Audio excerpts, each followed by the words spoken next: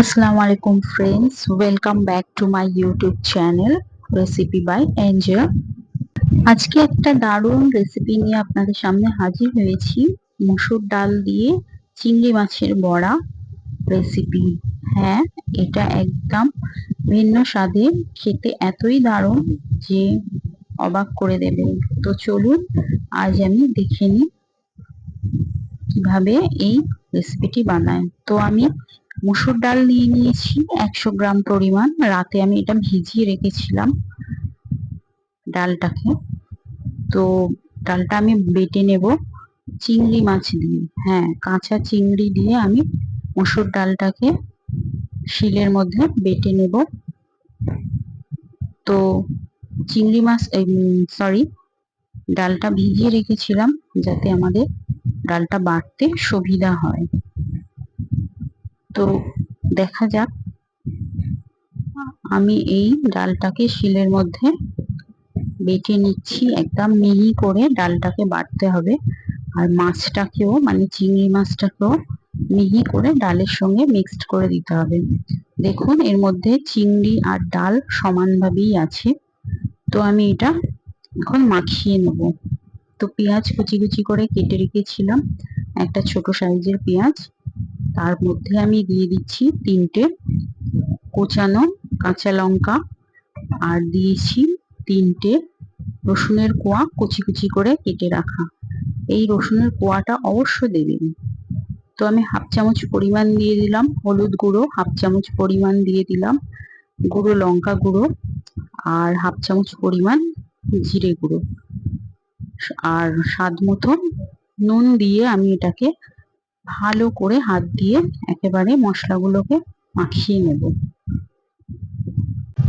1 minute সময় ধরে আমি এই মিশ্রণগুলোকে একসঙ্গে মানে মাখিয়ে নেব। তো আমার ভিডিওটা অবশ্য একটা লাইক দেবেন, চ্যানেলটাকে সাবস্ক্রাইব করতে ভুলবেন না ফ্রেন্ডস। আর ভিডিওটাকে স্কিপ করে দেখবেন না, তাহলে কিন্তু আপনারা ট্রাই করতে গেলে ভুল হয়ে যাবে। সবটা দেখেই রেসিপিটা ট্রাই করবেন। তো আমি সাদা তেল নিয়েছি 3 চামচ পরিমাণ। তেলটাকে ভালো করে গরম করে নিয়েছি। নিয়ে আমি এবারে বড়ার শেপে আমি একে একে ভেজে নেব তেলের মধ্যে। মানে তেলটাকে ভালো করে গরম করে নিতে হবে, আর ফ্লেমটাকে একটু হাইতে রাখবেন। তো এভাবে আমি বড়াগুলোকে একে একে করে ভেজে নেব। বিশ্বাস করুন ফ্রেন্ডস, এই বড়া একবার আপনারা বানিয়ে ঘরে খেয়ে দেখবেন, এত টেস্ট হয়। তো আপনারা গরম সাদা ভাতের সাথে অনায়াসে খেতে পারবেন, কোনো তরকারি লাগবে না। এই গরমের দিনে একবার ট্রাই করবেন, একদম সিম্পল একটা রেসিপি, আর খেতেও খুব সুস্বাদু।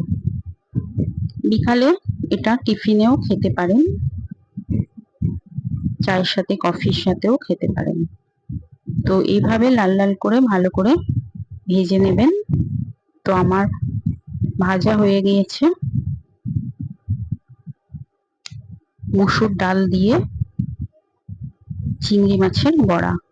তো আমার সবগুলো ভাজা হয়ে গেছে, এবার পরিবেশন করতে পারেন অনায়াসে। কালারটা দেখছেন কতটা লোভনীয়, খেতে কিন্তু খুবই টেস্টি। তো এভাবে একবার ট্রাই করে দেখবেন, আর আমার চ্যানেলটাকে সাবস্ক্রাইব করতে একদমই ভুলবেন না। আগামী দিন আমি আরো ভালো ভালো রেসিপি নিয়ে আপনাদের সামনে হাজির হব। আপনারা ভালো থাকবেন, সুস্থ থাকবেন। তো দেখা হবে অন্য কোনো ভিডিওর সাথে। আজকের মতো টাটা।